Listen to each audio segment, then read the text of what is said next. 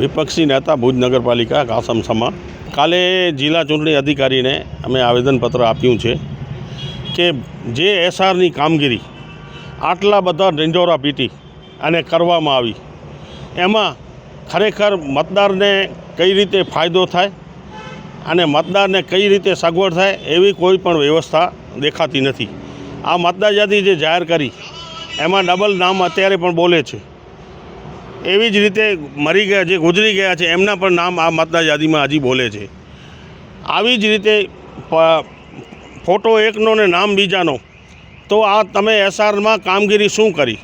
અત્યારે મને મામલતદારશ્રી નાયબ મામલતદારશ્રીનો ફોન આવ્યો હતો, એમણે પણ મને એમ જ્યારે આજે મીડિયામાં ને બધેમાં જે પેપરોમાં ને આવ્યું અને તમે જ્યારે જાહેર વિગતો કરી ત્યારે એમનો ફોન કર્યો અને ફોન કરીને એમ કહે છે કે જે લોકોને આવી પરિસ્થિતિમાં આવા નામ થયા છે એ લોકો નવેસરથી 8 નંબરનો ફોર્મ ભરીને નામ સુધારો કરાવી શકે છે।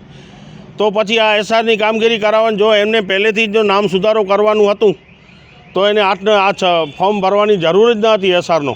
અને એસઆરના ફોર્મ ભર્યા પછી પણ જો નામમાં આટલી બધી મિસ્ટેકો આવતી હોય તો આ ખરેખર રાજ્ય સરકાર અને હું તો કેન્દ્ર સરકારને પણ કહું છું કે કરોડો રૂપિયાનો આ જે ખર્ચ છે તમારો ઓળે ગયો છે અને જે બીએલઓ આટલી મહેનત કરી અને જે લોકો મૃત્યુ પણ પામ્યા છે આ કામગીરી દરમિયાન, ખરેખર એ એક મોટી દુઃખ બાબત છે કે આટલી બધી કામગીરી કરવા છતાં પણ વહીવટી તંત્ર તરફથી પૂરેપૂરી સહયોગવાળી મતદાર યાદી પણ ન બની શકતી હોય।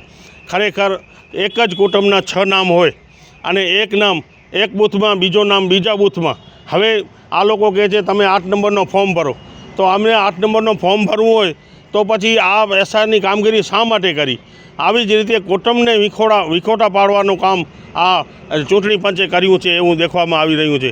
ખરેખર જો ચૂંટણી પંચને સરળતાથી અને સારી રીતે જો યાદી બનાવી હોત તો ઘરે ઘર જઈ અને સર્વે કરી ઘરોઘર ચૂંટણી કાર્ડ લઈ અને ઘરોઘર એક જ પરિવારના એક સાથે નામ આવી જાય એવી રીતનું આયોજન આ લોકો જો કર્યું હોત તો આવી પરિસ્થિતિ ઊભી ન થઈ હોત।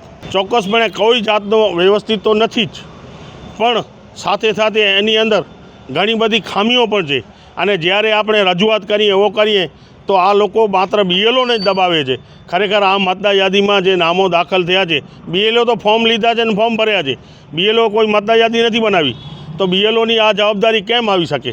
અને આ લોકો બીએલઓને એમ કહેતા હોય કે તમારા મતદાર યાદીમાંથી આટલી ખામીઓ કેમ નીકળી? ભાઈ ખામીઓ નીકળી તો આ જવાબદારી તમારી ચૂંટણી પંચની છે, ચૂંટણી અધિકારીઓની છે। આ બીએલઓ તો શિક્ષકો છે અને આ વધારાની કામગીરી તરીકે શિક્ષકો આટલી જો મહેનત કરતા હોય અને શિક્ષકોને આ લોકો પાછો પણ આ કામગીરીમાં દબાવવાનું કામ કરતા હોય તો ખરેખર બહુ ખોટું છે। અને ખરેખર મતદાર યાદી જો આ લોકોને હજી પણ અમે કહીએ છીએ કે તમને વ્યવસ્થિત અને સચોટ અને સારી મતદાર યાદી બનાવી હોય તો તમે જે રીતે નવા ફોટા લીધા છે, જે રીતે નવી ફોર્મ ભરાવ્યા છે, આધાર કાર્ડની પણ નંબર લીધા છે, એ હિસાબે તમે જો મતદાર યાદી બનાવો તો સરળતાથી અને કોઈ કુટુંબનો વિખોટો ન પડે એ રીતની મતદાર યાદી બની શકે। આ તો માત્ર ને માત્ર કરોડો રૂપિયાનો સરકારનો ખર્ચ ખાડે ગયો છે।